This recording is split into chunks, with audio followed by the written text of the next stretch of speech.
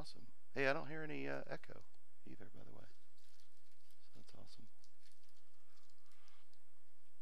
All right. There we go. I think we're live. Oh, you know what? I had an idea. Is it working?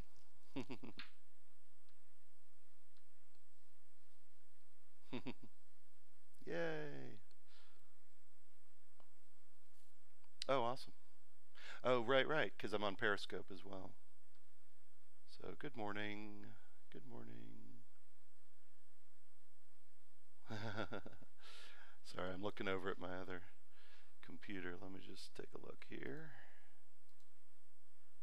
I think what I'm going to do,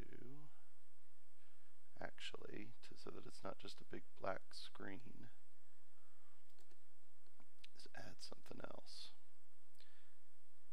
So what have you been up to? Well, I guess we should introduce ourselves. I mean, in case people don't know, you can go first while I. What's that? Oh, oh, thank you.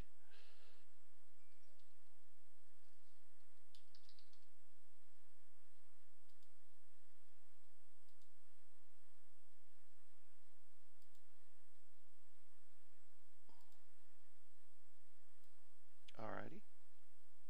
I'm setting up the little chat box over here. Oh, we got someone show up on Periscope. My name's John Gould. I am a software developer. Specifically, lately I've been working on some games. I actually own a game studio, originally in Nashville, Tennessee, and recently, the last couple years, moved to Tempe, Arizona. So, and I've been paying attention for the most part to ComicsGate. I guess probably since Zach started his channel.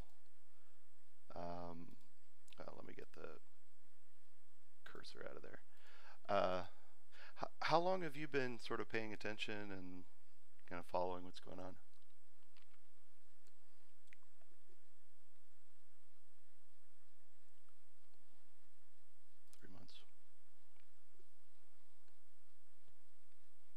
Okay, cool.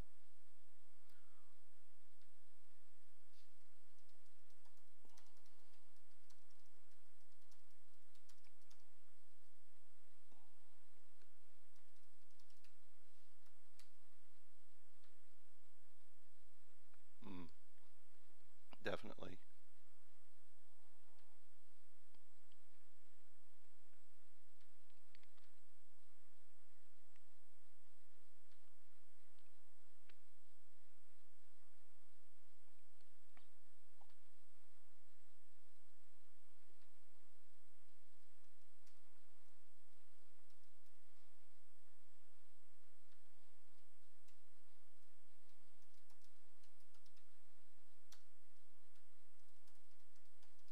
Mm.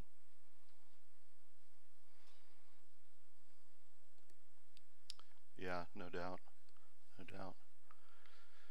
So, I put a link out there to the YouTube channel, so hopefully someone will notice.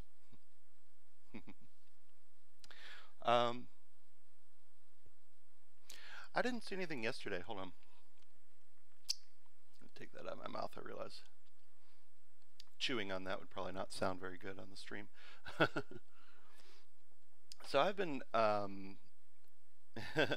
I've been paying attention pretty closely, and hoping some people pop in here. But till then, I'm gonna probably smoke. Sorry, folks, I am a smoker. I'm not gonna stop. So I've been I've been paying I've been paying attention for like a little over a year, probably right around, and I really don't remember how or why I managed to sort of stumble upon your boy Zach, Richard Meyer's Diversity in Comics channel. I think I just stumbled across it on YouTube one day, and I'll tell you, it's been an uphill battle from the very beginning. So um, I've really seen, and at that point I didn't know people like Captain Cummings and Douglas Ernst. Is that a call? Do you need to take that? You just get. Oh, okay. Yeah. Yeah. Oh no, that's no problem. I feel like.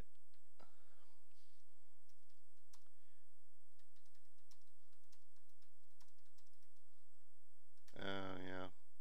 Well, I mean, is there any? Is it anything beyond sort of? Is it mostly around this thing with Cecil, or what's? What do you think is going on right now? Mm-hmm.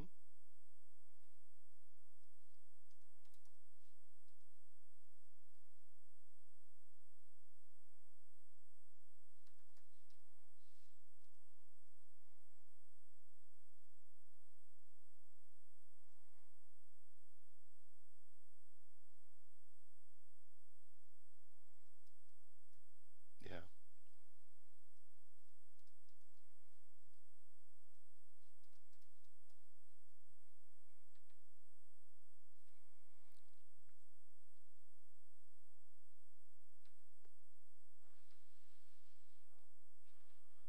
Yeah. That.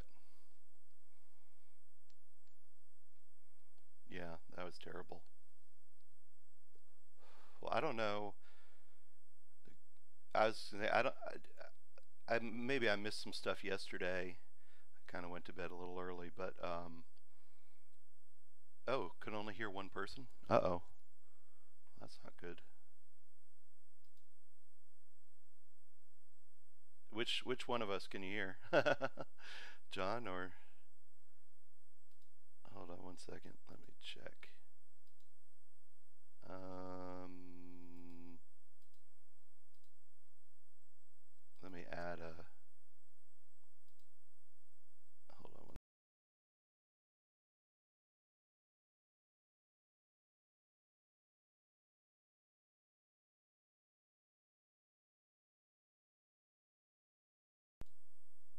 Yeah, that is weird.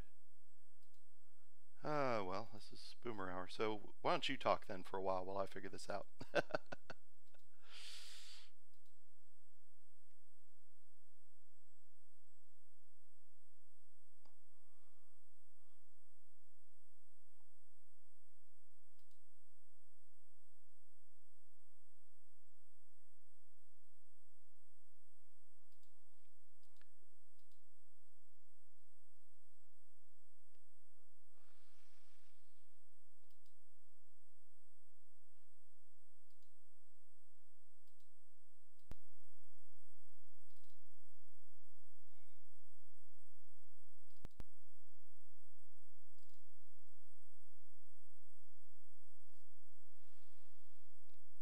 Yeah.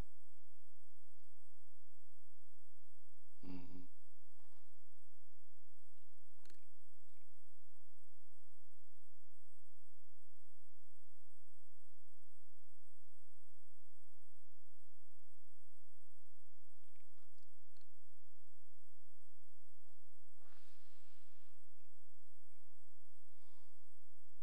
Mm-hmm.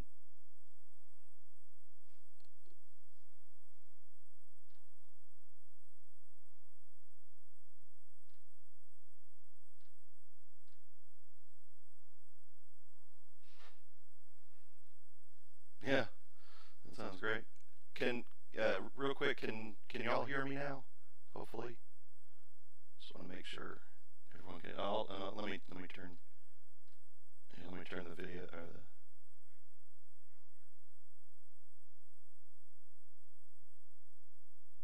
the. Oh, there's an echo. Okay.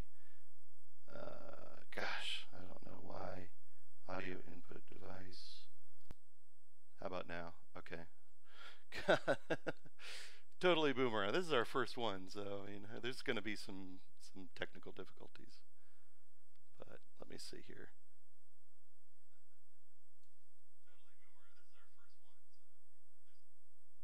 Yeah, go ahead. Go ahead and talk.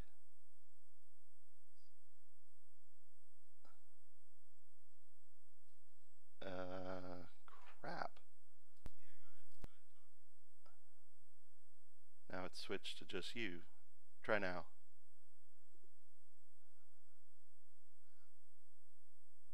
Hold on. There's a delay.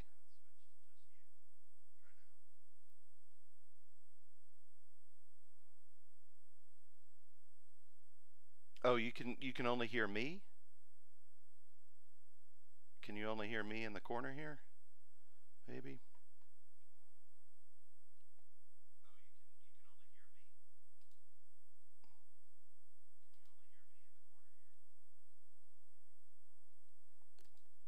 Yeah, and I've got it on just so I can try that out.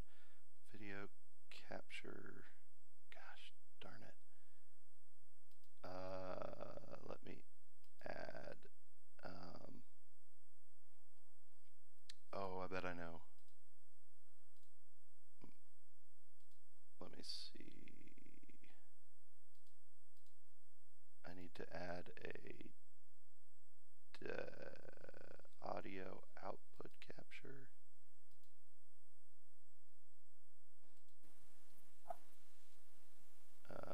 Yeah. Okay. Got it.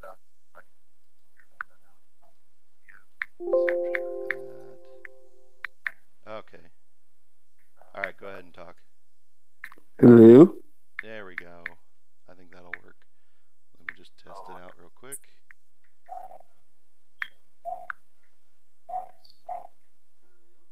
Ah, yes, that worked. I'll turn you down a little bit. Good. Yeah, let me just turn you down. Oh my gosh, I think we figured it out. Thank you, Jesus. All right, so starting over. Good morning. Five essential Oh yeah, Yeah, no, starting over again. Definitely. I had to basically make sure that we've got both audio. Yeah, I'm turning you down a little bit. I think you're too loud, but no, it's not your problem. It's on my end. So, all right, yeah, awesome. Thanks, Del Wolf North. I appreciate the technical help there. Oh yeah, definitely. So, all right, well, let's start over. Why don't you introduce yourself again? Jon Wallace, creator, writer, ComicsGate member, trying to follow in the footsteps of the great and honorable Stephen King and my undercover waifu Anne Rice. Mm-hmm. Undercover waifu. All around good guy for the most part.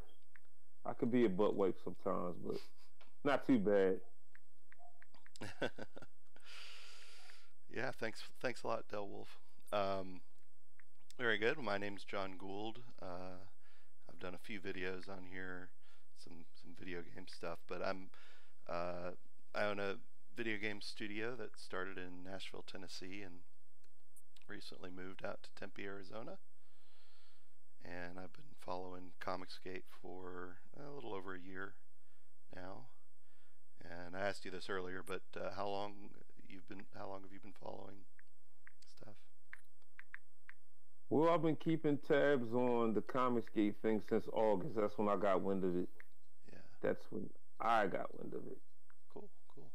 But I mean, I know it's been going on longer than that. But yeah, that's when I Yeah. got wind of it. Everything that was going on, and it was actually England teams live streams with weaponized nerve rays that got my attention with it Mm-hmm. because I heard a Gamergate, but I missed that.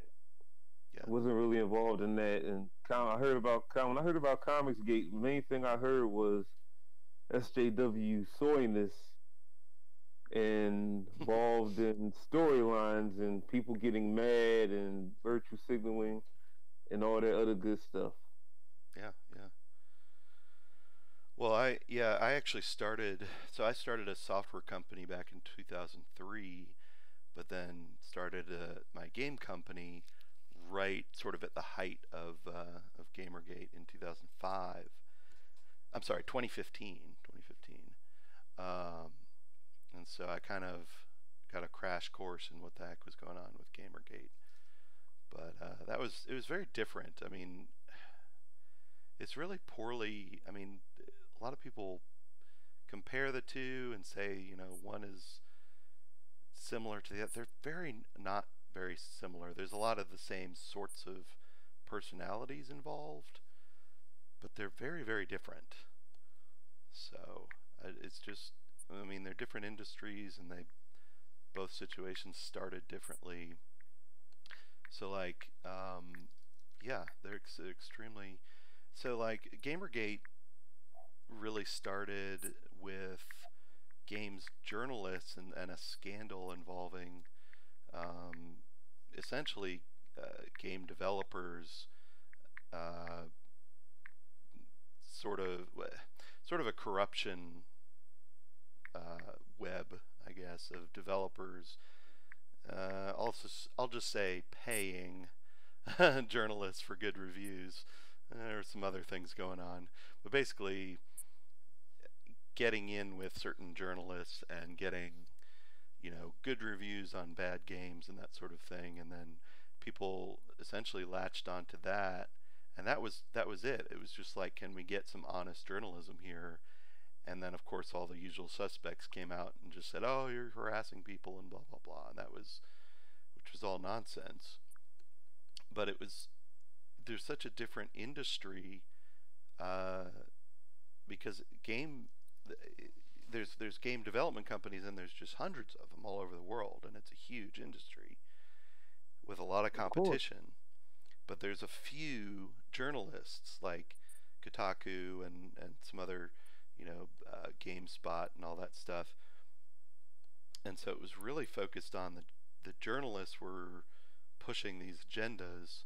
Some of the game companies were kind of going along with it, to get in good with the journalists, but there's a lot of more. We don't need to go into the details of all this stuff, but that was sort of the genesis of that. With ComicsGate, it's like you've got very, very few comic book publishers out there, and you've got a monopoly from Diamond. So you've got, Diamond's a monopoly in creating, actually physically creating the comic books and distributing them. The publishers are an oligopoly, a very small number of very large companies, and they just started forcing out people with wrong views, and there was no place to go. So there's no, I mean, obviously, there's there have been people like on Kickstarter and Indiegogo for a long time, but they still had to, if they wanted to mass market, they still had to go through Diamond or go through a publisher, or just sell directly to customers and ship them themselves. But there's just this cabal, a very, very small number of companies that control everything. And so Gamergate started mostly with the gamers, the fans, the customers. ComicsGate, while that's an incredibly important part of it, it mostly started with the pros. I mean, it mostly, or at least it's being driven by the pros who are like, yeah, this is, you're treating your customers badly, you're treating us badly, you're forcing us to denounce each other and all this crap. So it's a very, very different situation. So no, I will say this. A lot of people, because I hear conflicting stories about who came first. Some people say Doug Ernst and John Delarose and what's his name, the Bright Wisers and Ro Cabrera and them. A lot of people say they came first, and a lot of people like to say, oh no, it was EVS and the Get Along Gang. They kicked it off, and everybody says the milkshake incident. And be honest with you, I saw signs of ComicsGate happening before it got officially announced back mainly when America Chavez comic came out, and everybody was talking about how poorly written that was. Now, I saw DNC, Yellow Flash, and England Team. Those are the three people I seen on YouTube when I first started paying attention, how they talked about how trashy and ridiculous and it was stupidly written. And I'm sitting there like, what is this crap? And then, as the months go on, because I watch a lot of YouTube, and I started seeing, oh, well, ComicsGate, and this is happening, and virtue signaling, and people complaining about Riri Williams and characters like that, and Jane Foster Ford, and I'm like, all right, here we go again. Yeah. Yeah, I mean, there's certainly, like I said, there's been people doing indie publishing for a long, long time. So I always, Mm-hmm. whenever I say, well, it started here or there, people are like, oh no, it was long before that, and it's like, well, yeah, I mean, there were seeds of it for years, and as far as I know, people like Captain Cummings and Douglas Ernst were doing this and talking about this going back at least, I don't know, 3, 4, 5 years. But Exactly. yeah, from what I've seen, it really started with DNC. It really started with Richard Meyer, um, your boy Zach. I mean, he kind of kicked it off, and he was the one Yep. who did. I mean, he always says the America Chavez comic was what really kicked off his channel. I mean, he was doing some stuff before that, but that was when it really kind of got popular because it was so terrible. And then the whole milkshake thing um, really got it going. So I still don't get the milkshake thing. Who was in that picture? Hidantos? yeah, Was it was. Hidantos in that picture? Yeah, she was. I It, still don't understand what's so bad about that. She got a couple of negative remarks about from mm, pervert fanboys yeah. saying, perverted fanboy basement dwelling things, and all that turned into, oh my God, Richard C. Myers' little hate mob is coming after me.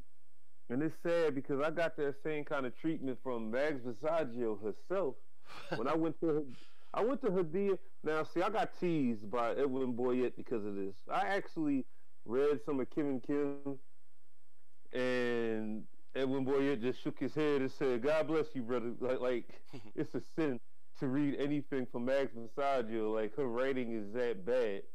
And I'm Mm. like, I mean, I represent the LGBT too. I mean, I trying to support the LGBT creator in the mainstream, but I gotta agree with everybody that said the pros are crappy right now. Cause I said thank you, Miss Visaggio, and she took one look at my profile, said, "Oh, you're ComicsGate. You're part of the problem. You're a hate group. So f Oh, off." I'm like, was that you? that was me. The person that Tug made the video about, that was me. I didn't even make the connection. Oh my gosh, Yep, yeah, that was me. that was you. Oh my god. And Tug was the only person I shared that information with, and he said he wanted to do a video about it. I said, "Oh, Yeah, do what you got to do." I saw Cause that. that, cause at that point, I was tired of being nice to him too. It was like I went to say thank you and how much I admired her work and admired her as a person, and she's like, Yeah. well, "F off, your comics gate." Like, all right, fine, okay, you got it.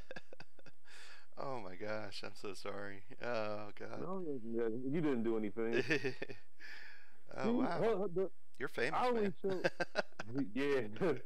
I showed Tug about a couple other things too because people like Riot Kitty and stuff said Mags Visaggio shouldn't have turned me down because it's not like she's getting laid these days anyway. And I'm like, I wouldn't go that far with her, but that's another conversation for another day.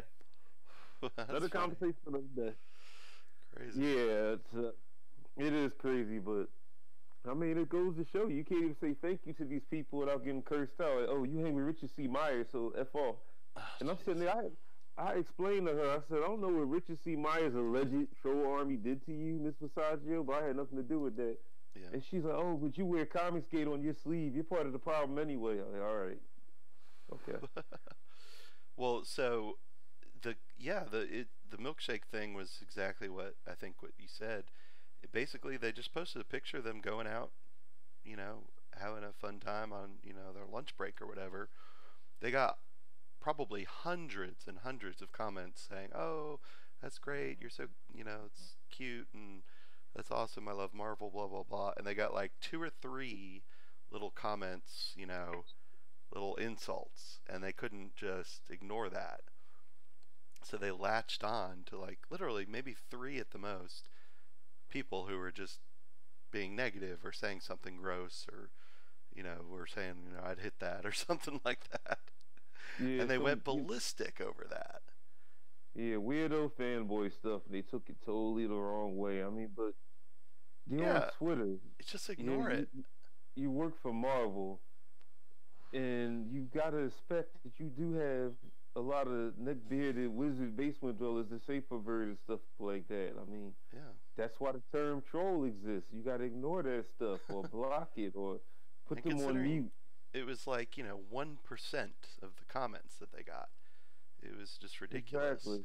And then they attach it and they say, "Oh, well, this is I guess somebody noticed diversity in comics, and I guess he did a video about it, and he basically said, look, these people are not qualified." He was reviewing their comics, and he would see the names of these people, and the women were mostly assistant editors who pretty much do most of the work in terms of just checking for typos and that sort of thing, and were not doing their job. They were just missing all kinds of issues. I mean, the editors are the ones who kind of make the executive decisions on storyline and all that.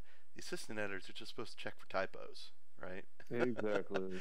And I mean, they weren't. They were missing all this stuff, and he was like, they're failing at their jobs. Like, he was not criticizing them for being women. He was criticizing them for doing a poor job. And I guess he had some insiders who knew how some of them got hired, basically having no experience and no expectations, and basically if they failed, it doesn't matter because they're women and they just have their jobs because of that. And that was seen as attacking women. And it's like, no, I'm attacking people who are failing at their jobs. Not really attacking, just criticizing. And that's, yeah, I mean, that, and then criticizing that book in general that was pushing such a ridiculous agenda, that kind of kicked it all off. So Yes, a whole lot of weirdness for no reason.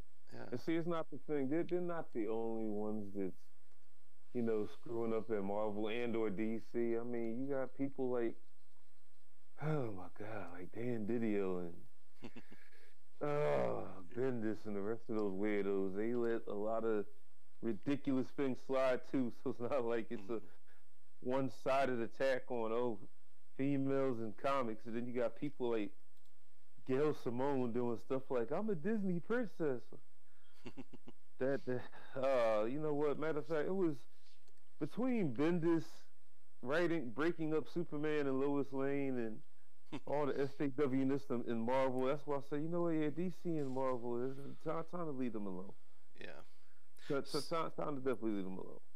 So I wanted to get to sort of this stuff that's happened, I guess, yesterday, but just to bring people up to speed, anyone who's not followed for quite as long. So Ethan Van Sciver was working at DC at the time when all this happened, about a year ago. Yep. I guess still working on Green Lantern. And yes, indeed, he started his channel from scratch. Now, obviously, he's a well-known name and everything, but he started his channel with 0 subscribers, just like everybody else. Gosh, last year, I guess he just celebrated his 1-year anniversary, so maybe like in October of last year, late October, something like that. And yeah, and he just, I think, so when he started, he had this idea of, building bridges, and he was doing interviews with, what's his name, Mark Waid and Dan Slott. And of course there was a lot of people upset with them and, kind of trolling them in the chat and that whole incident. But then he realized that it's just pointless. They don't want to build bridges. And so he just concentrated on doing his show and building up subscribers. And apparently when he got into Star Wars, that really, really kicked off his channel, and he got tens of thousands more subscribers. But he's been working at this, doing, everything from pre-made videos to live streams, like literally every day for over a year now. And sometimes, usually he'll do several videos. This is even before he started sort of the ComicsGate Live thing that he does. So he built up. Right, that's right. Del Wolf, it was before he was ComicsGate. But yeah, so he was just doing his own channel. He just didn't want to work at DC anymore. And but as his channel got bigger and bigger, and he started to promote his own comic book. People, wanted to get on his channel, and he did feature a few people, doing other projects. And I remember when Mike Miller first came on, I was a little like, cause I'm not in the comic book industry. I haven't been following it that much just since ComicsGate started. So it's like, who is this guy? Why is he promoting him? I mean, obviously they were friends, but it did seem at first to me like, oh, okay, so you're just gonna bring on your friends and just promote their projects. There's a lot of other people, so I kind of felt that at the beginning, but then the more time went on, I was like, well, it's his channel. He can do with it what he wants. I mean, he has no obligation. If they want to start their own channel from scratch, they can do it just like he did. He put a lot of work into it. But then you were saying, I was watching your video earlier, and this isn't anything new. This has been going on since the spring, that people are getting jealous and being like, hey, it's not fair that you promote this person and not that person. And it's like, he doesn't have time to promote everyone. You got to prove yourself first. So what was it's my thing with that. And I didn't mean to. Hopefully I didn't alienate nobody or piss them off with that earlier. But because I'm trying to do positive things, but it pisses me off because the main people who are crying about this, what's going on, are a lot of fanboys and fangirls who swear that they're owed something, or like I described in one of my videos, they have this. They treat it like it's a wrestling stable almost. Like, I mean, ComicsGate and a little bit of GamerGate too back then. It's like, it's something that everybody wants to be a part of. It's hip, it's fresh, it's new. And instead of treating it like Tug and Edwin Boyette keep saying, and I believe the same thing too, and other people, it's supposed to be a movement about your fantasy merchant, like they call these people at DC and Marvel who don't know their place yet. You are fantasy merchants, storytellers. You're not rock stars. You're not Sting. You're not Alice Cooper. You're not Paul McCartney. Thinking that these fans have to lick your boots because you write crappy stories about Superman getting cucked by his own dad and people disagree with it. But, oh, I wrote a Superman story, so love me anyway. No, you're not Jerry Siegel and Joe Shuster, who are long dead, God rest their souls. They probably, in a sense, deserve to get their boots licked. They created Superman. Bendis is only writing Superman. You didn't create him. You didn't establish him. You're only writing him. But they all have this mentality, oh, I'm writing this character that's so iconic.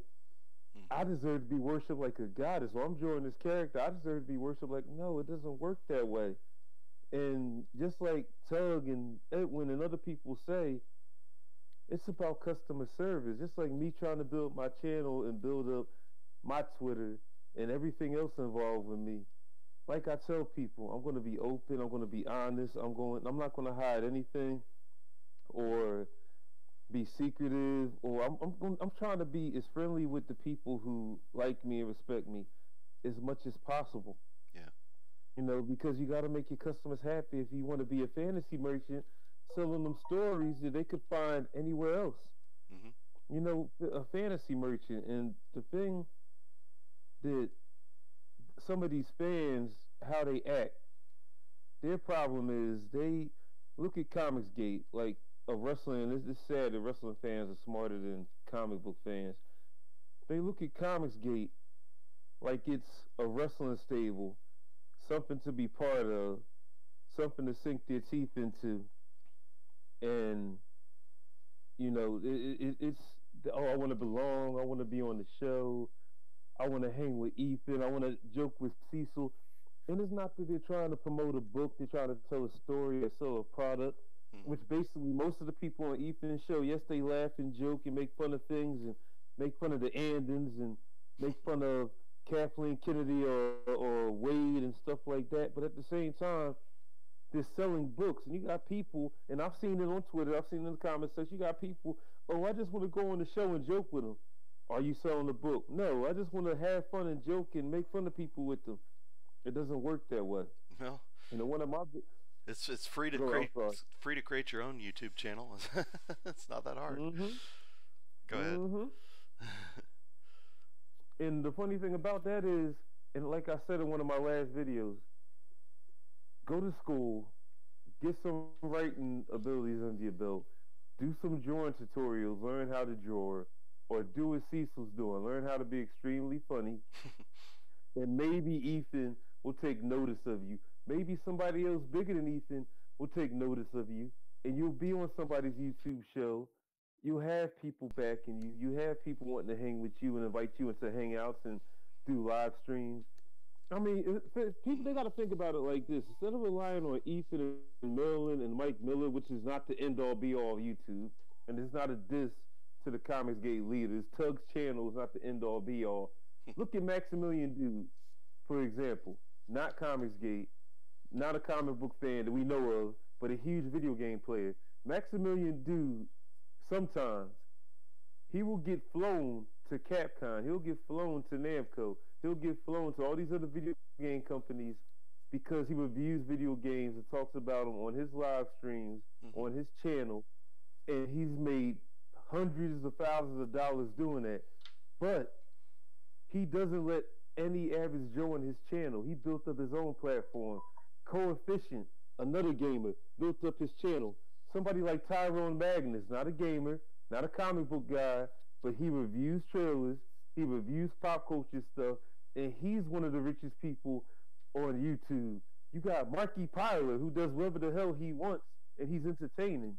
You have PewDiePie, who's notorious for YouTube fame. It's not hard to become famous on YouTube if you apply yourself. And people sit there, and I'm not dissing Van Sciver, Millen, Miller, Tenaple, anybody, but I'm pretty sure that Marky Pyler brings in way more revenue on YouTube than Van Sciver ever will in a very long time.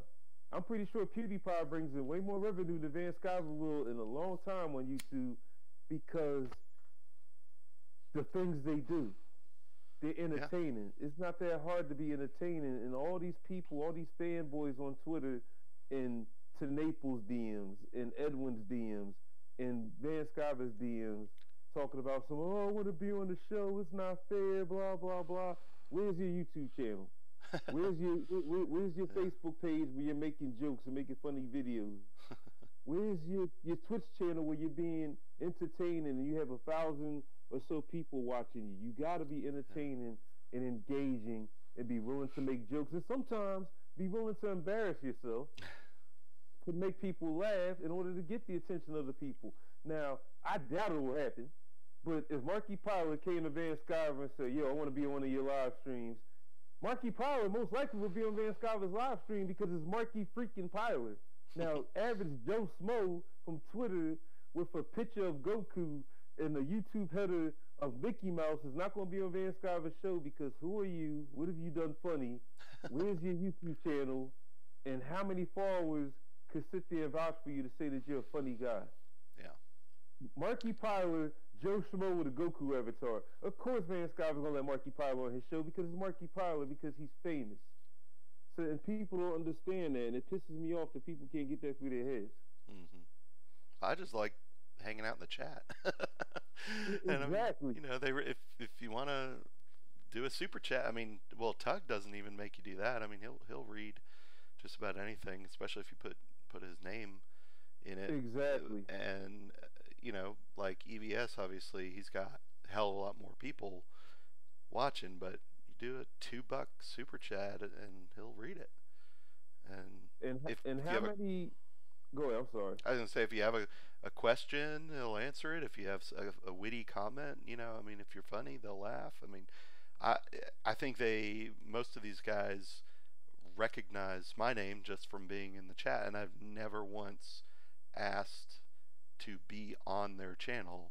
Exactly. like in Google Hangouts or whatever. I once asked Edwin Boyette if I could have a wrench, but and he gave it to me. But because he's seen me hundreds of times in his videos, and he sees me on Twitter and stuff. So Exactly. But yeah, I was actually amazed. I was talking to somebody who has a wrench on basically a moderator on EVS's channel, and I assume it's a woman. I was talking to her on a different channel. I didn't want to ask, on that channel, but I saw her somewhere else, and I was asking her, well, I asked her how she got that wrench because he doesn't give them out very much, and she's like, well, he's saying I need some moderators, and she said, well, I told him no, don't do it. You don't need moderators, and that's when he gave me one.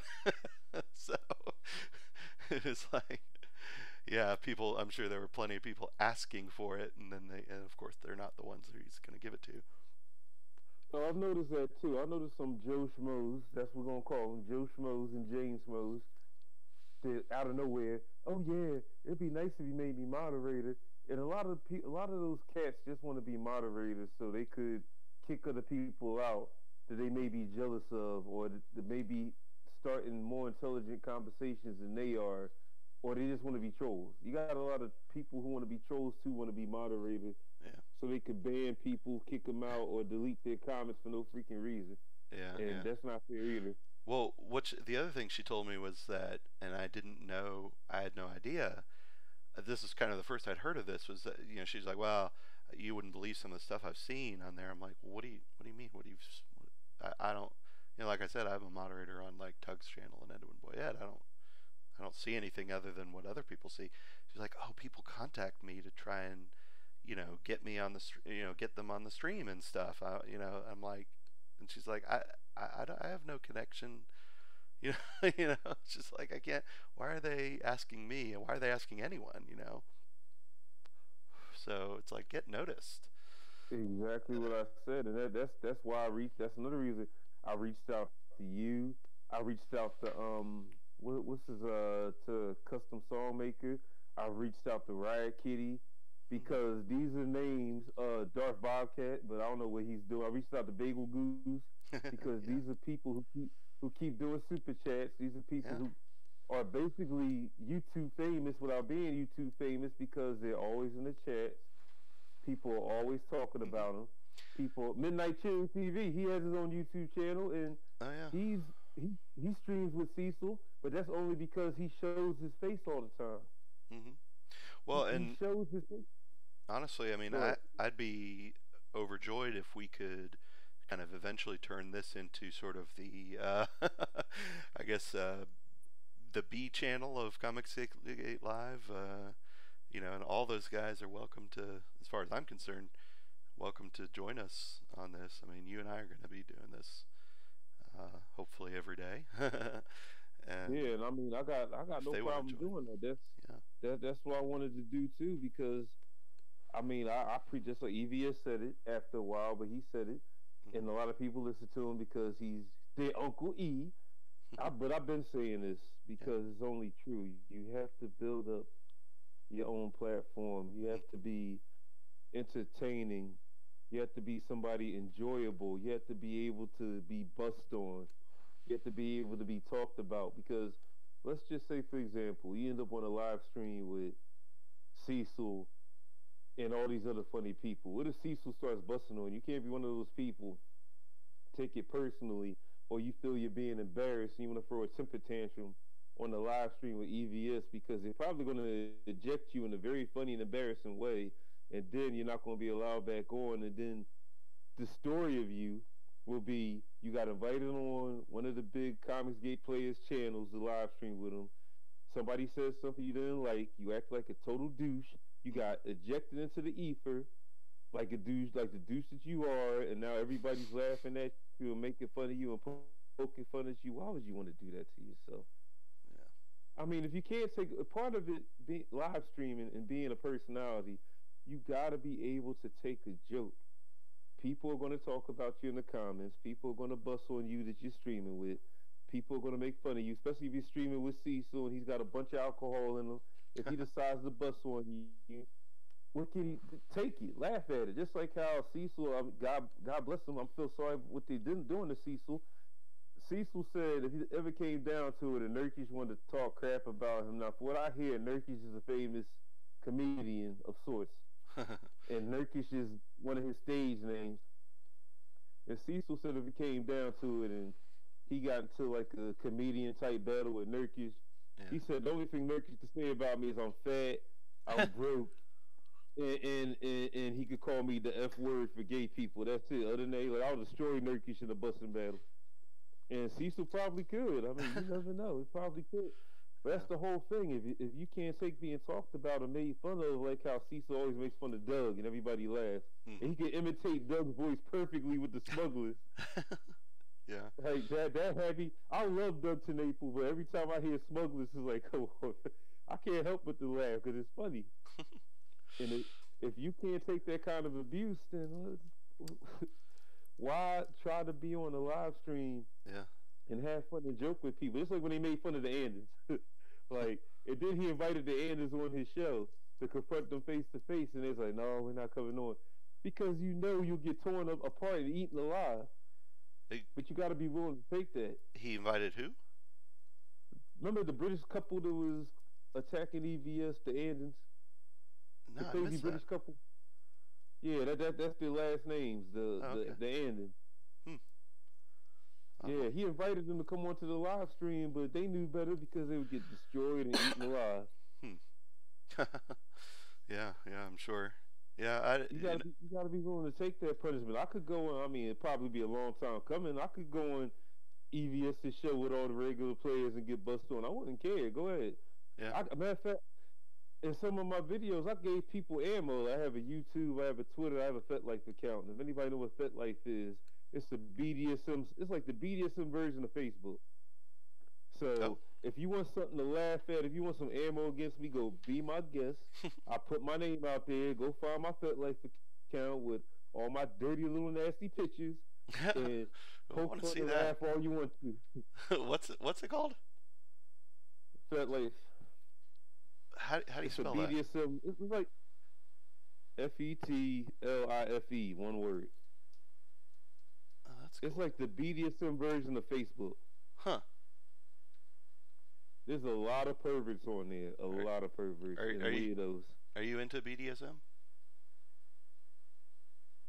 Not to incriminate myself too much and not to sound like a dirty pervert, but yeah, I have my moments. Yeah, hey, I'm showing my face and I'm gonna say I totally am. So, yeah, I want to be too pervy now because I don't want to scare off potential customers.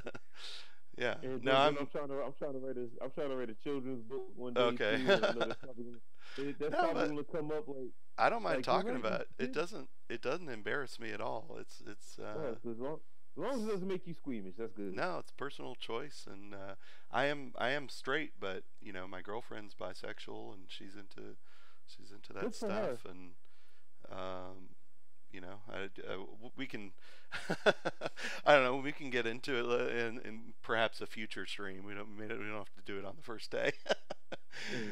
God bless her. God bless her soul. Yeah. She is a very beautiful human being. Who my girlfriend? Yeah. Oh, have you seen a picture of her? Oh, I haven't seen her, but I mean the fact you said she's into that type of stuff, that makes her a beautiful human being. Oh, okay, yeah. And well, anybody who likes that stuff to me is a beautiful human being. Like, yes, beautiful. Yeah. You are a goddess among women. We need more women like you. She is. So anyway, just like Mecca Random, who hangs with Doomcock and the High Council. She's got a YouTube channel. Like she always talks about being bi and everything. I said, you're a goddess among women. God bless your red-headed heart. What's her name? Mecca Random. Okay, interesting. She's one of the usuals, like Miss Sashi and Nerd Wonder. Yeah. I've seen her. Yeah, that's awesome. Yeah. Well, hey, we've got a topic for a future live stream, I think. Oh yes, indeed. That's awesome. Yeah, well, that's cool. Yes, the only reason I ain't showing my face right now because I look a mess. Oh, that's all right. Yeah, I look a mess. I need to shave. I just need to shave. But I mean, I got pictures of myself on my Twitter. I mean, like I said, I don't make it impossible for people to find me. Oh yeah, no. If people want to find me and see what I look like or find my social media, I don't make it hard for people to find me. Yeah, no, I mean, like I said, I'm a business owner. I had my face as my avatar right up until ComicsGate started to take off, and I started to make more comments. And I hate to, I really got to get better at not being too political, like on Twitter and stuff, because I really don't want to turn people away. If people disagree with me politically, that's fine. I mutually follow several, probably hundreds of people who don't agree with me on a lot of stuff. And I actually, some of the gamers and stuff, I follow a couple people in the UK who I feel bad sometimes, like, oh, I don't, I hope they don't get upset. If I'm just tweeting, not even at them, but just about something, I kind of have second thoughts sometimes. Like, I don't want to censor myself per se, but I just don't want to turn people off and be like, let them think that I'm like a mean person, because I'm not. And I want everyone to buy my products, and and then Exactly. I'll have plenty of discussions with people having nothing to do with any of this, just video games and fun stuff. I follow a girl who does a Star Wars vignette with bagels every morning. Like every morning, she comes up with a new one, and yeah, she had something about, I don't know. I'll have to bring up. Actually, she made like a Twitter moment. I'll have to bring that up at some point and show you some of those. They're really cute. They're really awesome, and I'm always trying to reply with funny little puns and stuff with Star Wars. So. That's beautiful. That is beautiful. But Del Wolf, who I think is the only one watching us right now, I mean, has a we'll get more people yeah, yeah, no, he had a good point about going to business school or something, because you and I were talking yesterday about uh, crowdfunding, and I want to do a game based on a comic book. I won't go into it today on which one I'm aiming for, but I think we've narrowed it down. Uh, and it makes me nervous about crowdfunding, because I know, like I said, I've been in business for 15 years and doing games for, I guess, 3 years. I know how much it costs. So yeah, I mean, I think a lot of people don't realize. I mean, obviously, comic books do not cost as much as games to produce, but I think a lot of people don't realize how much it does cost or how much time it takes. And I hate to see all these older, B. Clay Moore and who is it? Was it Jamal Igle or somebody who? It's several people who've done like Kickstarters and haven't been able to fulfill it. And I look at how much money they make, and some people are like, "Well, where's the $50,000?" And I'm like, they probably ran out of money, and I don't. They they should have known that, but I mean, it's nobody's fault but their own. But I'm just not surprised when I see people with very ambitious projects who can't finish them for 50,000 or whatever. And yeah, I wish people would do more research, or do their due diligence and figure out how much it's really going to cost and actually do it. So it kind of breaks my heart when those projects don't get done. I mean, yeah, but we gotta start off small. Mm-hmm. And I mean, are you talking about your projects? Are you talking about like some of these Kickstarter fraudulent people in general? Well, see, I don't think. I mean, I think most of the comic book projects that have not fulfilled, I don't think they started out fraudulent. I think they had. You disagree? Not completely, but when we're talking about people like Richard Pace and Jamal Igle, Maybe not. I think they did that on purpose, Yeah. because Igle knew people hit Igle up for like 2 years about him not fulfilling his Kickstarter obligation, and he ignored them until he attacked ComicsGate, and EVS made the video about his Kickstarter not being fulfilled, and all the people wanting their money back. And then all of a sudden, 2 weeks later, Jamal Igle saw some, yeah, I'm giving people refunds. You want to get your money, don't worry. Yeah, I think the Richard Pace, I've only heard very little about Richard Pace, but I think he did it on purpose too. Yeah, maybe. Like, I mean, and Edwin Boyett talked about that too.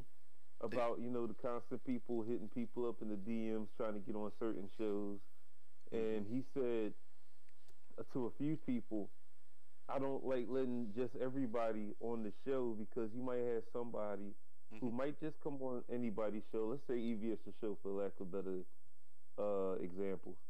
Let's say somebody does have a good looking project and they come on EVS' show and you're like, okay, it looks good, it's nice. Well, go back such and such. Let's get these 6-figure young lady, yada yada yada, the usual stick. And let's say this person does get funded for like a couple $100,000 or whatever the case may be, and never, ever ships any books out. Then that makes EVS look bad. That definitely makes that person look bad. And you just ran away with hundreds of thousands of dollars worth of money, and you never fulfilled your obligation. And you got to be careful when dealing with just anybody, because this is not me coming at anybody again, because I like to tell the truth. Anybody in ComicsGate right now, even the leaders that people love, if they really wanted to, they really wanted to be crooks, they could pitch and sell all these comic books, get all this money, and then be one of those people like, you know what, screw y'all, I'm out. And never fulfill these Indiegogo obligations. They would be able to do anything about it if they wanted to. I'm not saying they're like that. I mean, I hope and pray that none of them are like that, but so far so good. They're not like that because of the way they carry themselves, especially, other men of God that I respect, like Mike S. Miller and Doug TenNapel and Edwin Boyette. They come off as real strong, understanding, loving Christians, and I respect that about them. So, but it's just in hindsight. In hindsight, in another bizarre universe somewhere, you could have people like that who have good-looking projects. Oh yeah, I'm gonna buy my book, 6 figures, young lady, and you're gonna love this comic book, and they could turn around the next day and disappear with everybody's money. And I mean, and there's nothing you can do to stop it. So you got to be very careful who you talk to, who you promote, who you back up.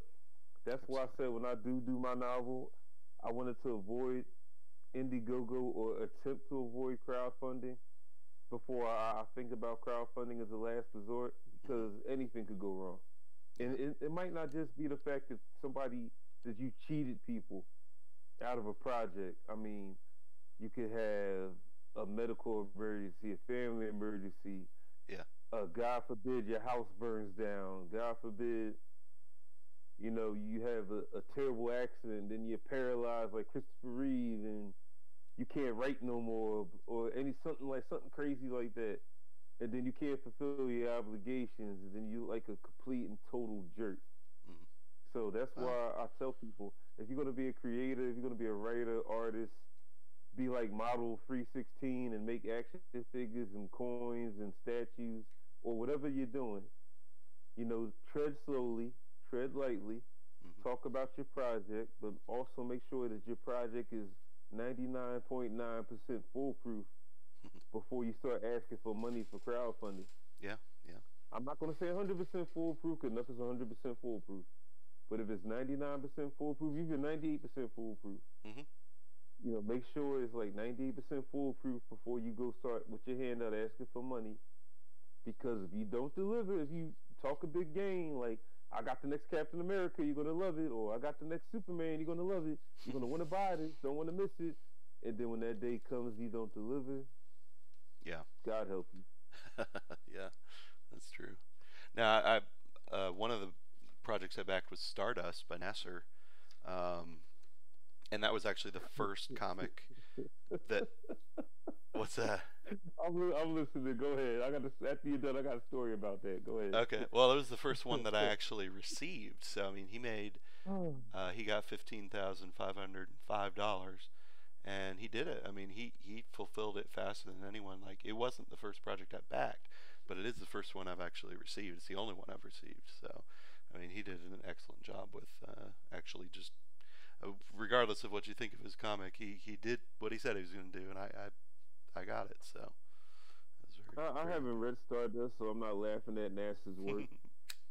Man, NASA's like I swore NASA and Nurkic were the same person until I discovered that they weren't. Yeah. Cause NASA's a pretty funny guy too, pretty funny young 21-year-old boy. He reminds me of my former stepson, but you gotta love NASA. You know that kick NASA joke is going around like wildfire. Matter of fact, my artist, when he does one of my next characters, I'm gonna get him to do a kick NASA joke too, just to be an asshole, but because everybody else is doing it. Yeah. But no, I'm not gonna talk about NASA. NASA's pretty funny. He's young, he's funny, he's hungry. Yeah. I haven't read Stardust, so I can't talk about the book or judge it. Mm-hmm. But Well, I have talked to people. Oh, what you gonna say? I was gonna say I'd love to do.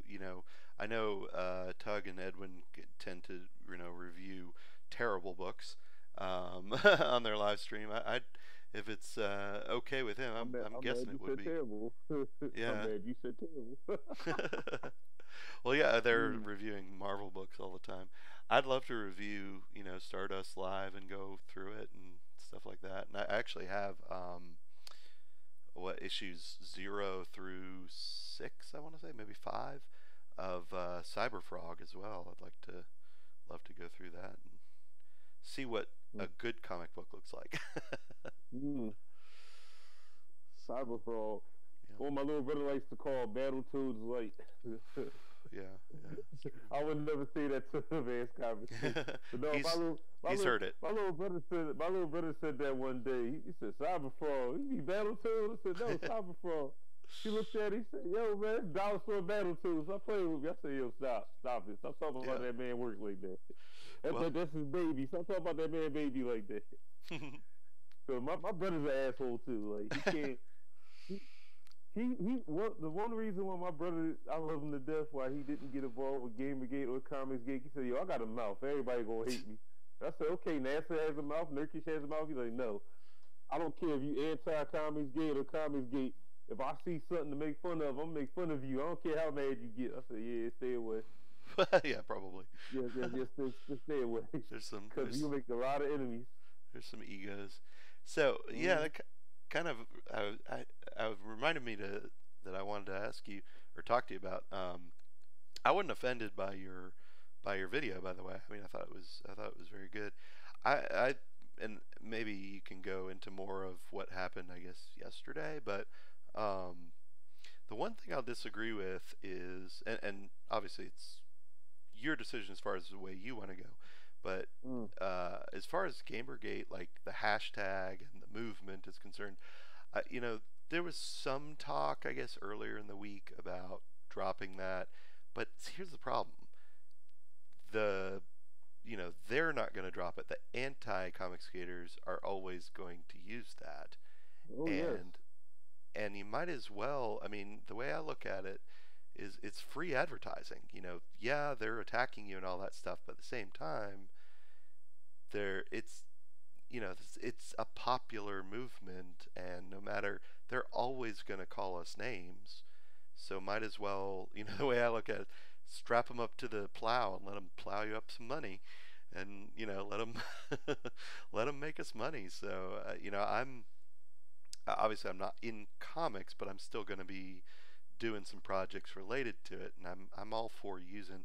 I mean, you can use the Team Comics thing too. I probably will too, but I'm totally in favor of keeping the ComicsGate moniker just because it's well defined. Well, whether you like it or not, whether you like ComicsGate or don't like ComicsGate, it's kind of well defined what it is, and people who like it, and I think it's a good marketing strategy to stick with it, in my opinion.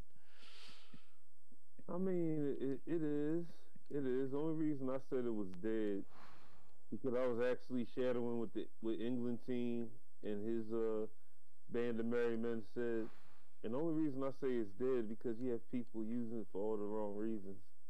Yeah, that's true. It's supposed to be like Edwin says, and even England team, I love comics. He said the same thing. It's supposed to be a consumer movement about good customer service, non-political fantasy books, and the fantasy merchants who are doing these books stop sitting around like kings and queens who expect you to wipe their butts for them because they did a Superman story. Yeah. I mean, Yeah, but and they're not. back to the whole back to the whole NASA thing because like I said, I'm not gonna talk about Stardust. I didn't read. I'm not gonna talk about a book I didn't read personally. But I have talked to one person who remained nameless because I don't want them to be bambasted by NASA's fan base. But I talked to at least one person that got Stardust, and they said, "Yo, I'm gonna be honest. I wouldn't have paid $1 for this book. Somebody gave it to me. I wouldn't pay $1 for this comic." I'm like, "Why? Is that bad?" They said, "It's just I don't like it." I said, "Oh, okay." But then somebody also showed me the PDF version of Blue Mamba. Mm-hmm. Oh my God, I really don't like criticizing another man's work, even if I The don't like it. the what version? But a PDF version Oh, of Blue PDF Mamba. version. Okay. And the person behind Blue Mamba, I do believe it was on EVS' show before. Oh, I'm Was not that going to was that an criticize. Indiegogo or? Yes, that was the Indiegogo. I don't know if it's over or not, but it's the Indiegogo. Huh. I've not seen that. Oh, go ahead. Blue Mamba, yeah, it's a fan servicey book. It's a lot of fan service in there, and there's some inconsistencies with the artwork. I mean, but you could overlook it. Mm-hmm. But it's a lot of fan service, and I mean,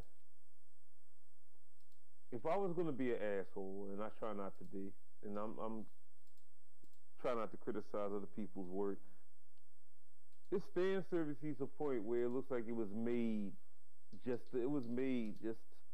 to catch the eye of a lot of those horny, fanboys who actually get off to fictional characters, and it looked like it was made just to make a quick dollar. Mm-hmm. Which, if the person did it that way, God bless him or her. If that's your twist, have fun with it. But to me, it was a lot of fan service where it didn't have to have a lot of fan service. Yeah. Especially for the first issue. I mean, you got 9 pages, and I counted it. You have 9 complete pages of lesbian cheesecake artwork, and I'm sitting there like, okay. It's a 26-page book, but 9 of those pages of lesbian cheesecake artwork. Like, Yeah. it's just necessary. Here, I can bring it up here. And it was a lot of those cheesecake lesbian scenes that look stereotypical to somebody who's either watched a lot of porno and porno is exaggerated, or that's the idea of how lesbians have sex. I've actually watched lesbians have sex, and the way the lesbians were having sex in that book, I've never seen any lesbians have sex like that. Never. It's actually, when women get together, it's actually a lot more romantic than anything else that I've seen. Mm-hmm. But the cheesecake lesbian stuff I seen in that book was a lot of bit more carnal and fan servicey. Right. And I understand it's a fictional book, it's fantasy, but it's just certain scenes like, come on, women don't do that. I've seen women have sex before with each other. They don't do that. They don't. Well, they don't do it like that. It's, I don't know. But I mean, that person is making money off of it. People are buying it. God bless them. And I hope people buy my stuff one day too. I'm not going to criticize somebody's work too much because I want people to support and buy my work too. But me being part of the LGBT community, and I have seen things on both sides, on the straight side, on the gay side. I have experiences with both, and even things that are not in my forte, like lesbian relationships. I've seen things. that I was allowed to see, and even seeing things that I didn't expect to see. So I could sit there. I could literally sit there and write a scene between two women, and it would actually seem more realistic. Mm-hmm. I could sit there, and some people may like it, some people may not. I could write a scene between two men, Yeah. and it would be convincing. It wouldn't be some fan service type thing. Mm-hmm. It would actually be convincing because Yeah. I have experience in that type of field. And Yeah. I mean, my advice to people: write your books. You made it. You're making money off of it. God bless you. It's an alternative to Marvel and DC. That's what ComicsGate's supposed to be. An alternative to the big two. Mm-hmm. You wrote it. You're making money off of it. God bless to you. A lot of these creators, and this is just coming from somebody who has gone to school, who has an associate's degree, at least an associate's degree in fictional writing and in mass media and in journalism. Try not to be just to make a quick dollar. If you want to tell a story, try to tell the best story you can. Yeah. But when you resort to doing a book that's 26 pages and 9 of those pages are pure fan service, I mean, Well. it looks like you're just trying to make a quick dollar and tell a story. Yeah. Well, I think the quality will, the sort of the cream will rise to the top, and if I guess that this project was successful, if it's got an audience, great. It didn't make a ton of money, but they made their goal, and I guess they shipped or something. I mean, presumably people got their product that Yeah, they paid for. I wish them all the success in the Yeah. world. It's like I wish anybody who does a book, a comic, or a novel, I wish them all the success in the world. Mhm. I mean, you have people who call Stephen King a hack, but he's a millionaire. You have people who call Anne Rice. I call Anne Rice crazy, and I love Anne Rice. And the only reason I called her crazy because she went ballistic on her social media followers because Yeah. Anne Rice treats her fictional characters, her IPs, like real people. She talks about them like real people, and people called her insane for that. And she went ballistic on some of her fans for Yeah. doing for doing hentai fan fiction and stuff on her characters, and she defended her characters like they were real people. I mean, I called her crazy for that, but she's also a millionaire. Yeah. So I mean, people could like Well. your work. They could not like your work. They could hate your work. But if you're still a millionaire at the end of the day, what I say shouldn't hurt your fifis. Yeah. Just Yeah. like Exactly. just like somebody could come to me like, oh, your book sucks. Okay, but I'm also pulling out a wad of cash. So okay, my book sucks, but yeah, thank you, and I do appreciate your comments, and have a blessed day. Matter of fact, you want to borrow $5? Get yourself a McDonald's cheeseburger. It's Yeah. on me. The book that you think sucks made this money, so we can go share it together. But that's just me being sarcastic. You Yeah. can't let stuff like that bother you. Yeah. You gotta And I let it mean, roll off your shoulder. presumably somebody who's gonna be a critic, hopefully bought your book, and it's like, oh, thanks for buying it. Sorry, didn't like it, but Right I'll there.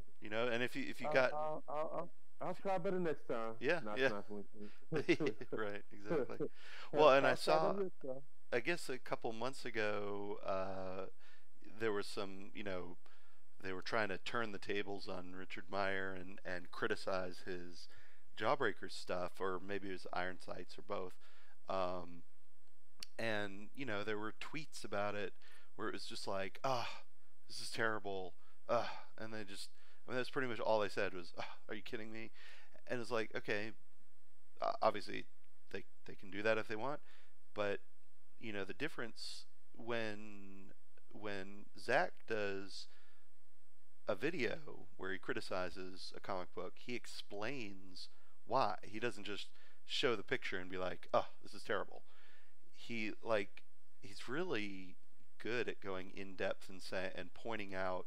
He can see where something's a 3D model. He can see where some the artist was lazy or maybe ran out of time, or he points out where the dialogue or the story just doesn't make sense or is stupid, and he'll sometimes even like say, "Oh, you know what?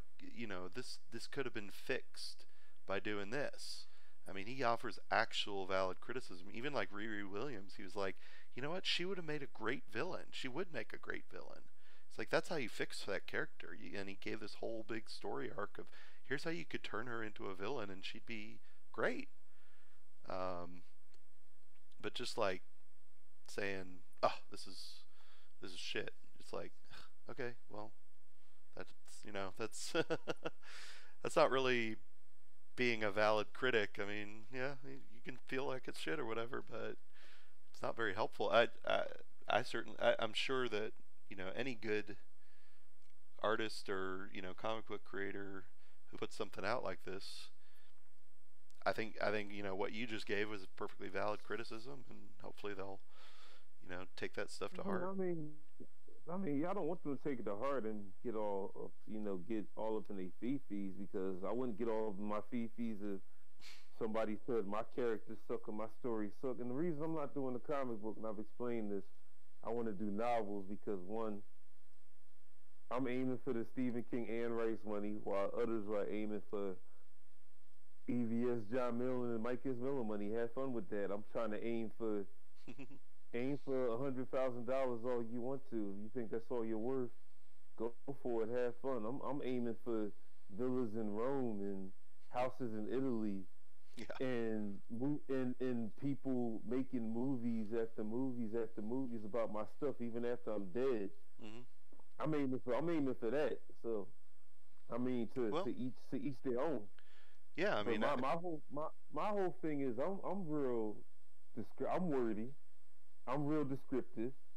And when I have characters talking to each other, depending on the conversation, I like to stretch the conversation out to make sense hmm or to get a point across. And a lot of things that I like to write about can't be dealt with in a 26 page or 30 page or even 48, 52 page comic book. yeah, You know, yeah. especially when If that's what.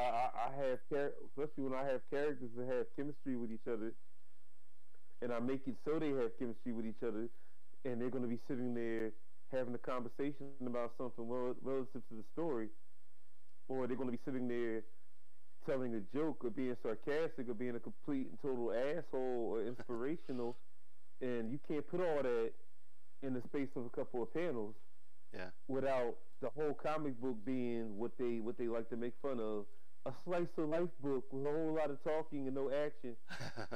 Those are terrible. Yeah. I'm Well, not necessarily. Go ahead. What you gonna say? I was gonna say, yeah. I mean, people can do what they like, and if it sounds like you want to do something that's sort of, I guess, in the genre of comic books, but is a novel instead. Um, Yeah, and I like my novels. yeah, yeah. I mean, I'm into I'm into video games, so that's what I'm doing for a living. Obviously, I want to make millions as well, but but Yeah, yeah, I think I make people work for it. You want to enjoy a story? Use your imagination. I make you yeah, work for it. Read. yeah, Reading is yeah, fundamental. exactly. Yeah, and I mean, I try to look for areas that people are interested in.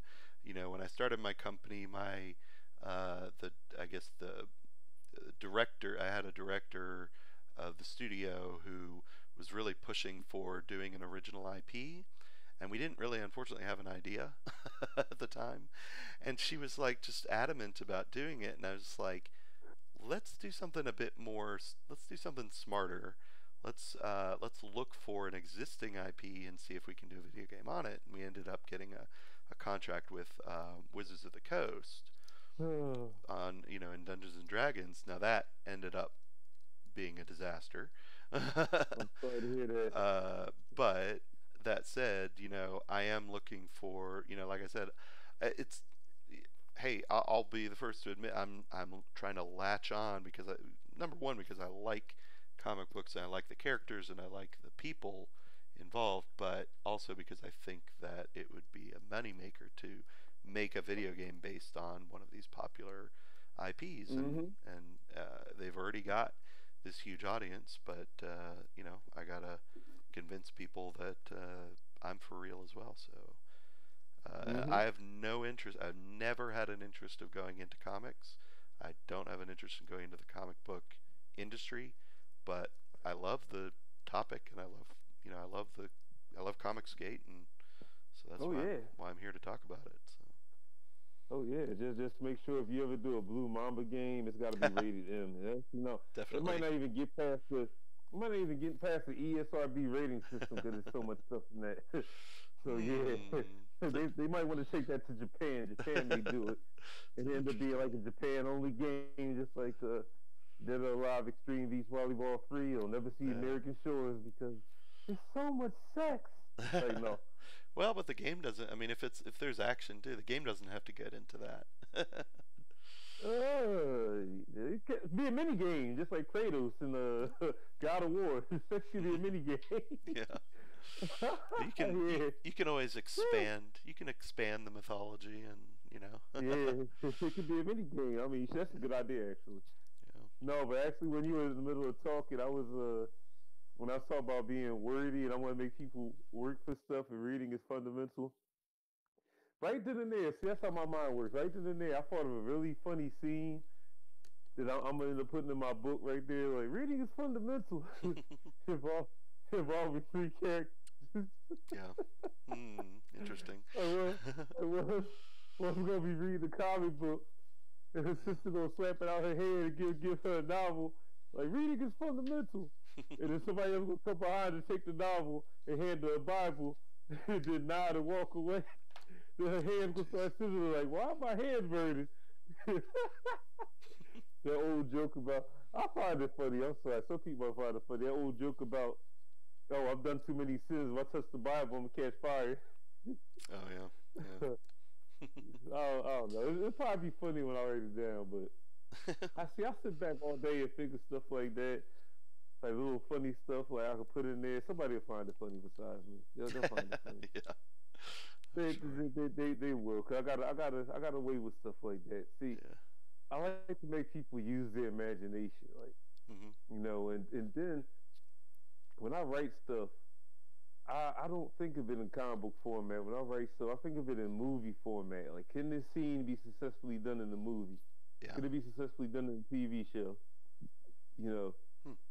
because the way things are going and humans, the short attention spans and stuff, it's going to get to the point where, not even comic books, let alone regular books, are going to be read like that. You're going to have, that's why they're making all these superhero movies and fantasy movies and stuff. We're going to get to the point where you hand somebody a comic book. That's why Peter Samedi, God bless him, is fighting so hard with Art Turner to Mhm. put comic books in the hands of kids because he wants comic books to last forever. I want comic books to last forever.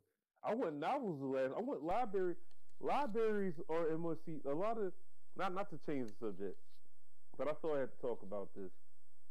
There's been a lot of talk since ComicGate started about the comic book stores are in trouble, and I understand that. I respect that because we lost a lot of comic book stores in Philadelphia too. But at the same time, the libraries are in more trouble than the comic book stores Mhm. because they say people aren't buying comic books like that. The sales are dropping and whatnot, but the libraries have been in trouble way longer than comic book stores have Mhm. because nobody wants to read anymore. And the only time people go to the library is to get on the internet, check their Twitter, check their Facebook, try to sneak and look at internet porn or play games on the internet. A lot of people only got library cards to go to the library to use the internet. Nobody's checking out books like they should anymore. Yeah. And if you know anything about Philadelphia, Philadelphia has one of the biggest libraries on the East Coast. Mhm. The main library branch in Philly is huge. It looks like the combination of an old Roman Empire building and something in some kind of building that probably would be standing next to the White House. It's beautiful. The Mhm. Free Library of Philadelphia, the main branch, is freaking beautiful. Every time I step foot in that building, it's beautiful. But libraries like that are in danger because nobody uses the library no more the way the library should be used. Mhm. Now, I understand comic book stores are in trouble And I want to see comic book stores last a long time too. But libraries, I'm sorry, libraries are more important than comic book stores, and libraries have been closing for years, and Yeah. nobody's talking about that in ComicsGate. Well, the comic book stores are closing. Okay, what about the libraries? Kids actually need libraries more than they need comic book stores. Hmm. Like, I mean, Well, it's I think a lot of people. I mean, I just buy books. You know, I go to a bookstore if I wanna buy something. exactly. And I understand you have the e-books and people have tablets. I mean, Yeah. I got a brand new Galaxy tab sitting right in front of me, but Yeah. I mean, I use it. That's what I use for my writing. But at the same time, it's just something about a physical book, and that especially from a library, that smell, that paper smell. Peter Simeti talks a lot about that too with the newsprint they use for their comic books in the Turner. Hmm. That fresh newsprint paper smell. It's something about the smell of a book from a library, holding it, reading it. Yeah. I've read a couple of novels in my time, and it's like it's just something about that. Like sitting on the bus or sitting somewhere reading a novel, laying in your bed reading a novel, or falling asleep reading a novel. Hmm. You know, things like that. The simple things in life. And Yeah. I mean, it's Well, that's I want people to read again. Period. I want people to read books again. I want people to read comic books, especially good ones. And yeah. all this digital and people. Then I could see with me writing novels, I could corner three markets. I mean, I can make it easier to adapt into a movie script for movies. It could be, it could be turned into what's the word I'm looking for? You know how they have the audiobook be turned into an Hmm. audiobook easily. Hmm. Things of that Yeah. nature. So stuff Well, like that. There's so many avenues you could do with books, yeah. and you could do a few more. You could do a few more different, and in my opinion, somewhat better when it comes to avenues than you could do with a comic book. But that's just my opinion. And plus, like I said, I'm wordy. I like being descriptive. Sometimes I want to sit there and I want to describe a scene and write it out how that scene's going, how that character feels, what they're looking at, what they're seeing, what they're about to do, Sure. how they're looking into the eyes of another person, how they're looking at a sky, what they're thinking about, and all that good stuff. Because I grew up reading novels. I used to cut school to go to the library around ninth and 10th grade, and the sad thing about it is I learned more going to the library than I did going to school ninth and 10th grade, and I still graduated on time. Yeah. But that's just me.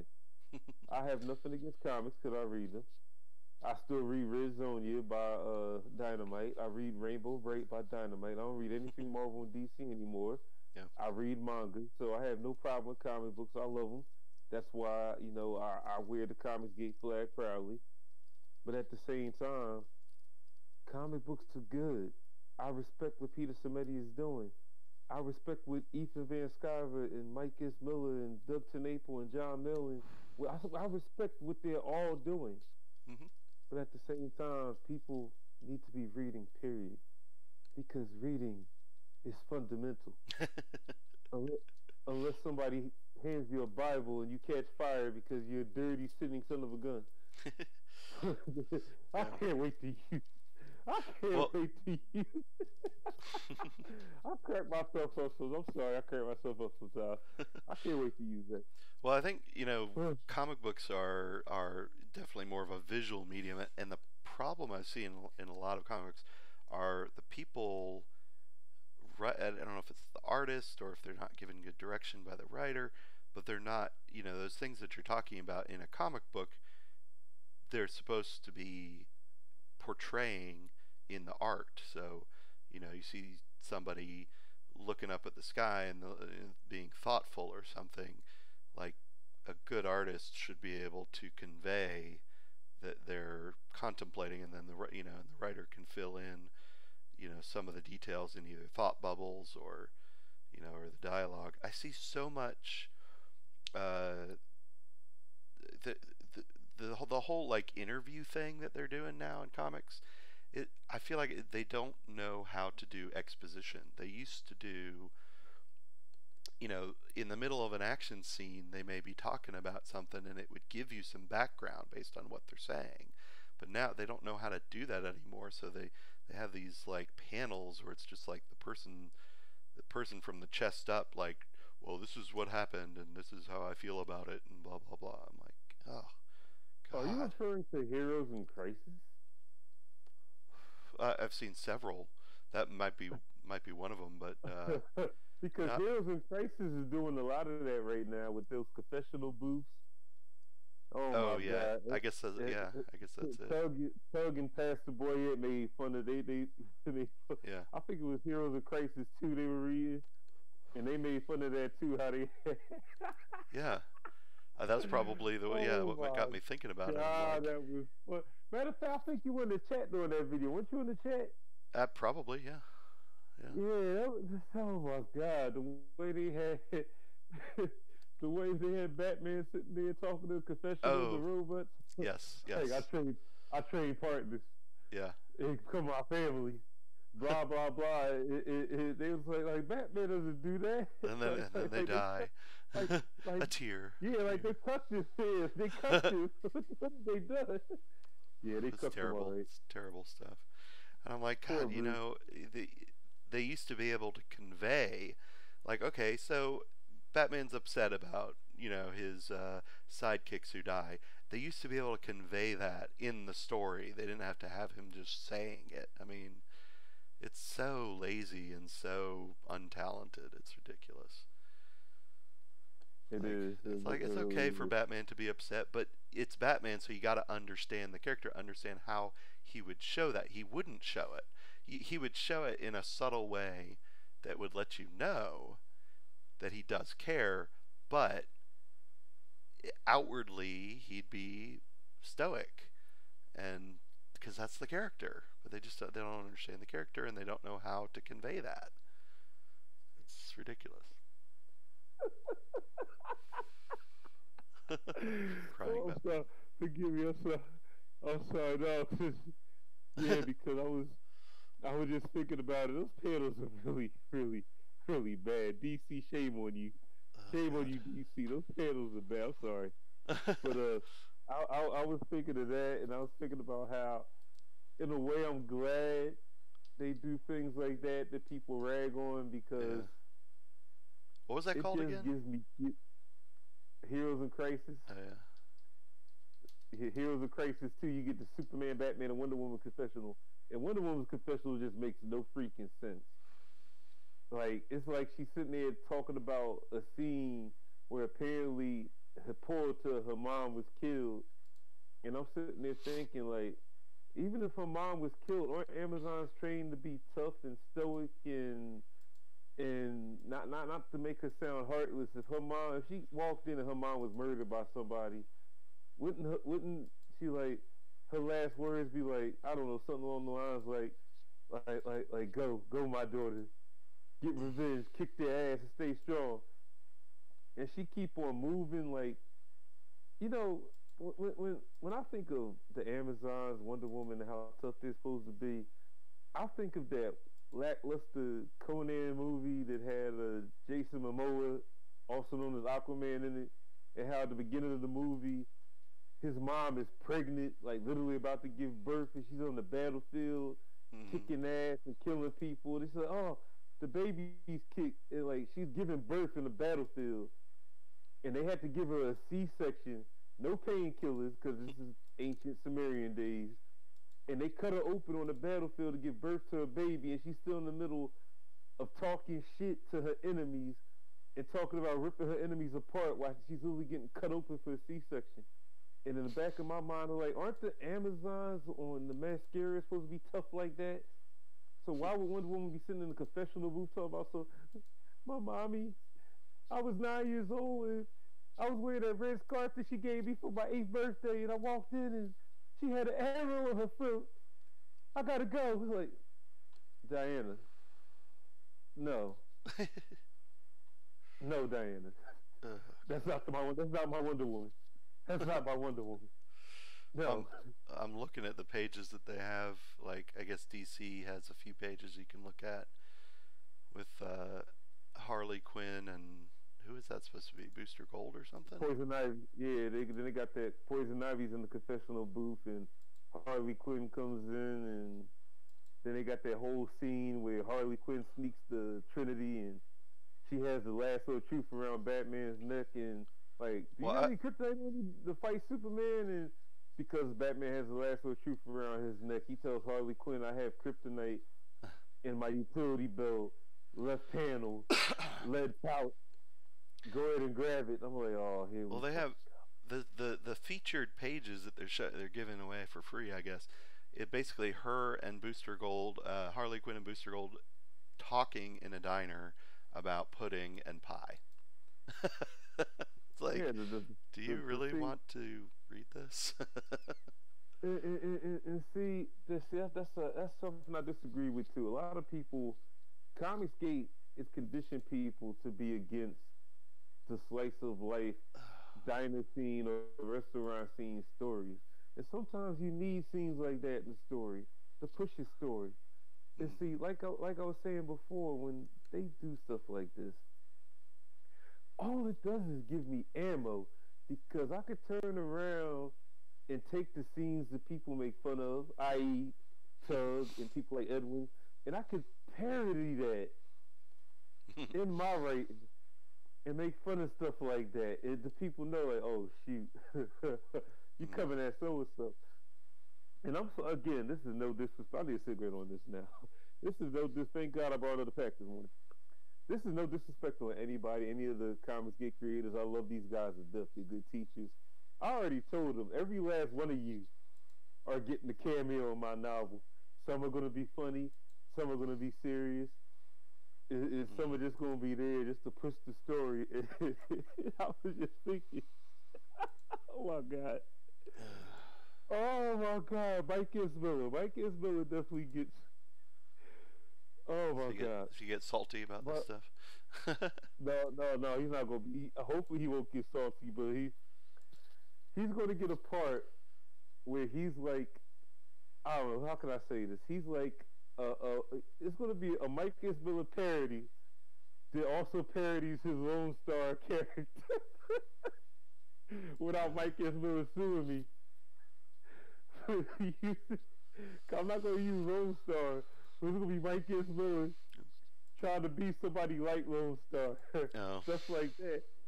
And I can't wait to write that. I can't freaking wait.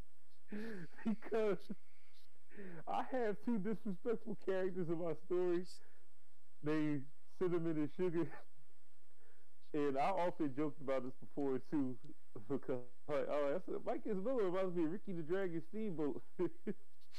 And I was gonna have Agent Miller kicking some ass, and I was gonna have one of my characters in the background like, "You get him, you Ricky Steamboat looking ass."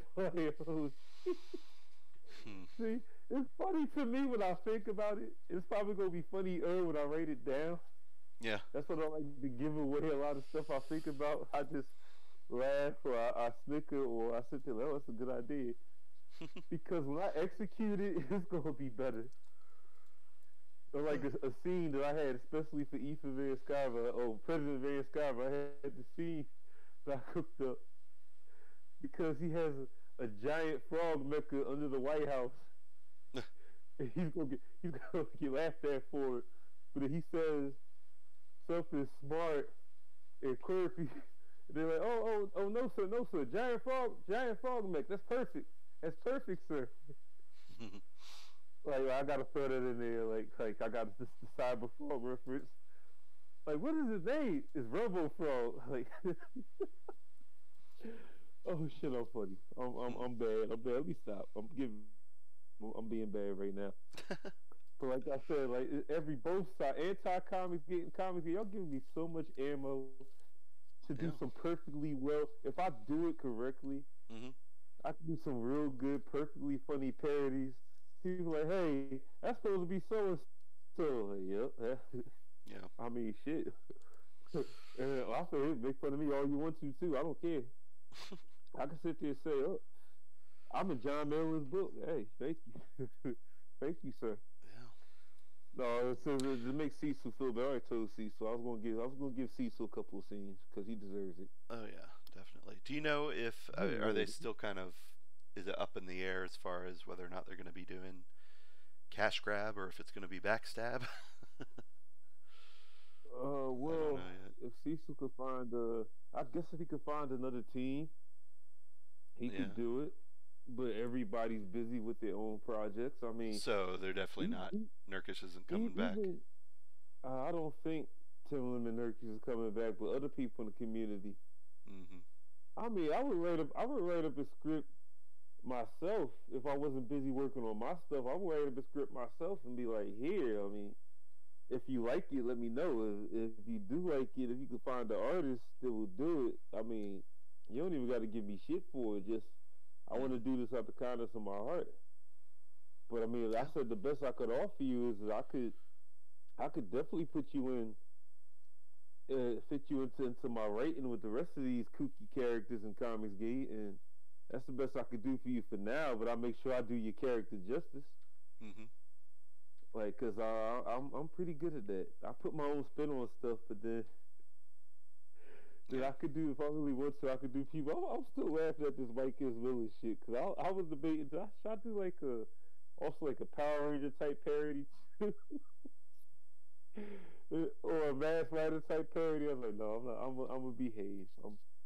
Because by the time I'm done, I have him looking like the Mask Rider, Lone Star, the Mask Rider version of Lone Star, Yeah. complete with the cheesy transformation. But no, I'm gonna behave myself. I'm gonna behave myself because I'm not busting on you. It's just that I'm showing you how much I love your work and how much I love you. That I took the time to write about you. Hmm. Oh It's wow. like I'm giving you a love letter without giving you a love letter because that would be gay. And you're not gay, so I'm not gonna do anything like that. But I'm gonna let you know how much I love you and respect you Mm-hmm. by immortalizing you in a character that I made named Agent Miller, Yeah. who shows up wearing a tight leather biker outfit in a particular looking helmet. It proceeds to kick ass. Like, hey, what's your name? I gotta think of a name that's not too close to Lone Star, so he don't sue me. I gotta think of it. Something Star. uh, I'll sit. I gotta see when I get to my rating mode. I sit down. yeah. I'll let the Lord do His thing. I sit down and go blind and let the Lord do His thing. That's a Tupac reference. Hmm. I think it's fun. Yeah. When I talk about it out loud, when I think about it, I crack myself up. But when I sit down and start writing it, it's just beautiful. Yeah. Well, I just noticed. Let's see if I can bring this up. USA Today. Looks like apparently. Is it Gail Apparently, Simone again? apparently, Ruth Bader Ginsburg is hospitalized. Oh, sorry to hear that. So that's new. You know, all Let's this see. talk about politics and the media and the news. I'm surprised McDonald's don't have a Me Too lawsuit against Gail Simone. Surprise! What? I'm surprised McDonald's doesn't have a Me Too lawsuit against Gail Simone. McDonald's. Yes, Why McDonald's? McDonald's Me Too lawsuit, Gail Simone. I don't get it. She's always eating. Oh. Exactly. I'm a little slow. It's cool. It's cool. Yeah, apparently, let's see. I've got it up on the screen here. Hospitalized Thursday morning after falling in her office. And I thought I saw somewhere. Oh, yeah, she fractured 3 ribs. Oof. How the hell did she fall in her own office? She's 85, man. She just needs to retire before she dies. Yeah, then again, yes. Because if she was a young lady, I'd be sitting there like, how the fuck do you do that? Yeah. Poor Well, thing. I guess we'll have another appointment. Another appointment on our hands, I guess. That's Poor thing. interesting. Yeah, but a lot of these politicians are. Oh, that's the one thing I don't get. They elect politicians or senior citizens because they think, oh, they're older and wiser. Mm. That's not all necessarily true. I bet you any amount of money somebody in their late 30s and early 40s could run the country just as well Mm-hmm. as somebody in their 50s, 60s, and 70s. You just Yeah. got to give them the chance. Yeah, I mean, especially like these Supreme Court justices. Well, I guess the more recent appointees have been like in their 40s and 50s, but I guess they got to have some experience. Have they ever had, you probably know better than me because when it comes to stuff like that, I'm Mm-hmm. retarded. Have they ever had a president in their 40s? The youngest president at the time of their election was Teddy Roosevelt. How old Let was me he? see. When he was elected, uh, He was president in 1901.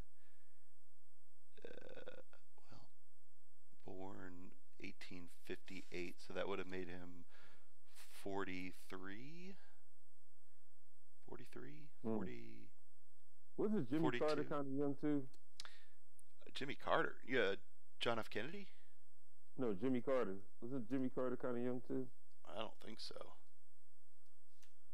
I know John Kennedy was also pretty young. He was 46, 45, 46. Oh, wait, no. Okay, he was pushing it. He was pushing it. I guess he was 40. Let's see, from January 61. I want some I guess he was Taco Bell. 40. He was 44 when he became president. Jimmy Carter. So yeah, early 40s is about as young as they get.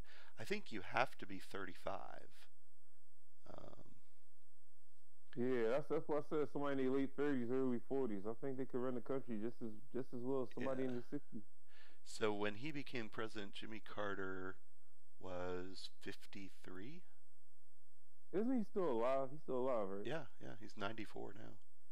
Uh, But like, lucky something's done. I think Ronald Reagan was actually the oldest when he took office. He was 70. He was already 70 years old. But isn't Trump like 70 something? Yeah, probably. Let me see. I don't know if he was that old when he started. Oh, I guess he was about the same age. Yeah, he was also 70.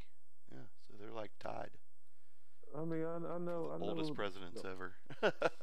The older you get, the wiser you get. But I know, again, Sometimes. then again, yeah, sometimes. Then again, don't want to be one of those boring old people. I don't want to be one of those funny old people. Yeah. Oh, I should have been looking it up on the screen. Oh well. That's That's cool. all right. Oh, apparently you sound a little muffled. Oh, sorry about that. Oh, I do.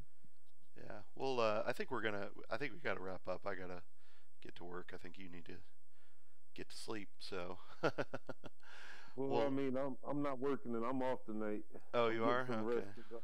Yeah, Well, I haven't got any rest since I've been sick, so I'm taking it easy tonight. Oh, okay. Well, that's good. So I'm going to be around for a while. Oh, well, maybe we could do some more tonight. Yeah, I got to see if I'm going to be on the England team stream too. I got to see when they're going to do their stream because I might hop on with them. Hopefully. Cool. Okay. Hopefully. That. So wish me luck because they got Captain Frugal on tonight. Oh, sweet. Yeah, awesome. they're going to talk about some more of this ComicsGate craziness and all the stuff that's going on. Yeah. Well, don't tell him I asked, but ask him to invite me too.